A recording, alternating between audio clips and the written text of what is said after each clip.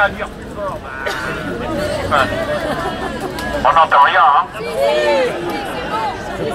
Ça sert à une lutte militante. Bon, je remercie qu'on m'ait donné la parole. Pour ma part, je n'avais pas prévu de la prendre. Je me joins à une lutte en tant que député de Marseille, ce dont je suis immensément fier. Et je vais vous en parler d'une manière un peu moins raisonnable que ce à quoi vous attendez peut-être. Quand je suis venu ici pour la première fois, vous faisiez un rassemblement. Et ça me permet de dire une chose, c'est d'abord la lutte des Marseillais.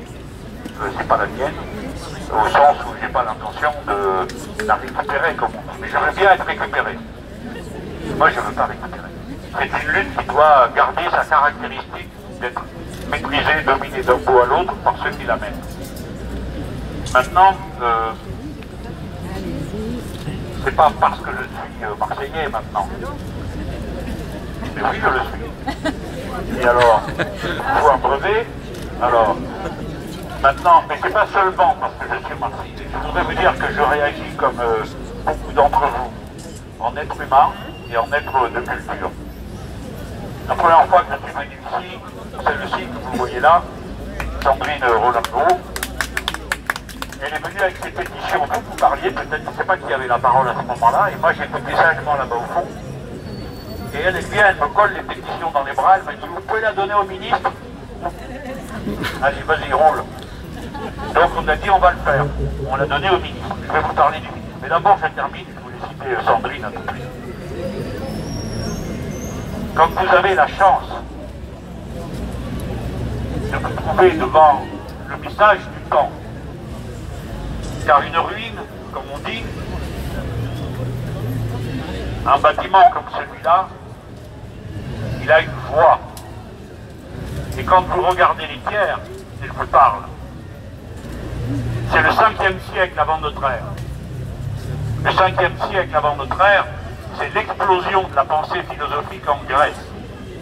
Et Marseille était une ville grecque. C'est-à-dire que vous voyez des lieux où étaient évidemment de braves gens qui n'avaient peut-être pas beaucoup de discussions philosophiques entre eux, ou pour qu'eux, on ne sait pas. C'était des ouvriers qui taillaient les pierres pour faire des colonnes, pour faire des tombeaux. Ils faisaient un travail qui nécessitait un savoir-faire, une intelligence, un art de la main et de l'esprit. Mais c'est le 5e siècle avant notre ère. Alors ça peut paraître un argument ridicule, moi j'habite pas à côté.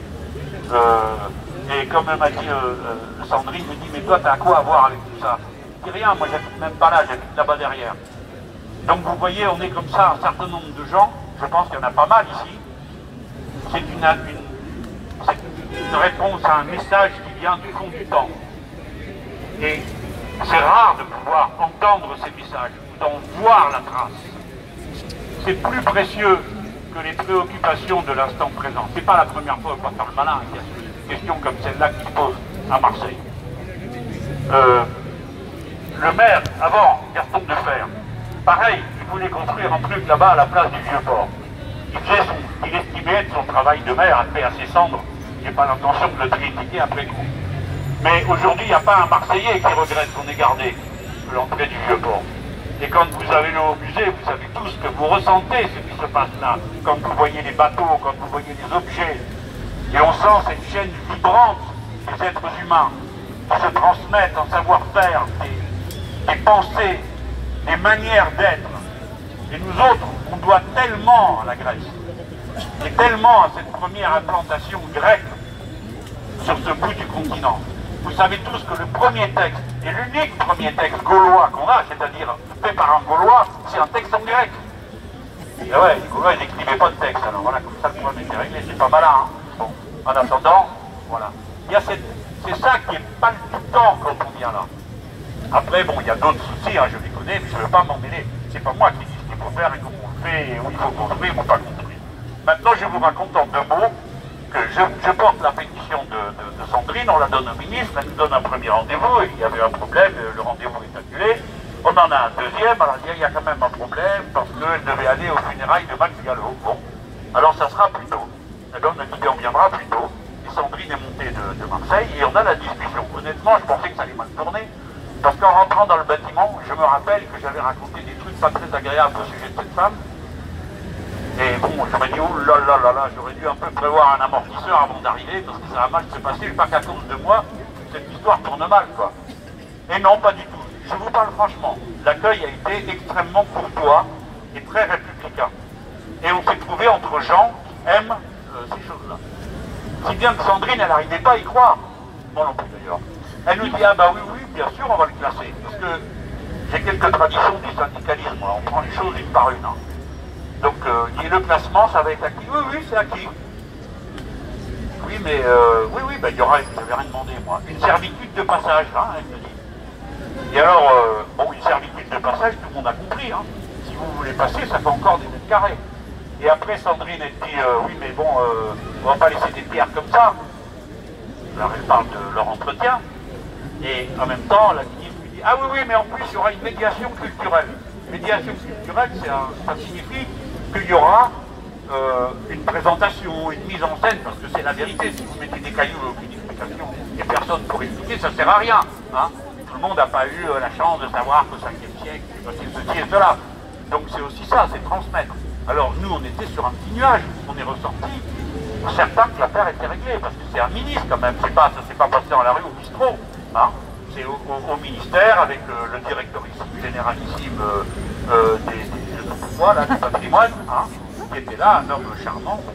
Donc quand Sandrine est rentrée, elle a fait la conférence de presse. Et après, on m'annonce que sur le site, il y a une pelleteuse. Alors ça va pas, ça. Non mais attendez, c'est la République française, la loi est la même pour tout le monde. Hein. Donc si le ministre dit c'est classé, il ne vient pas avec la pelleteuse tout démolir pour que l'affaire soit réglée. Donc je sais qu'il y a des citoyennes et des citoyens courageux qui sont allés sur le chantier. Et bien vous avez bien fait. Vous avez bien fait. Je vous félicite.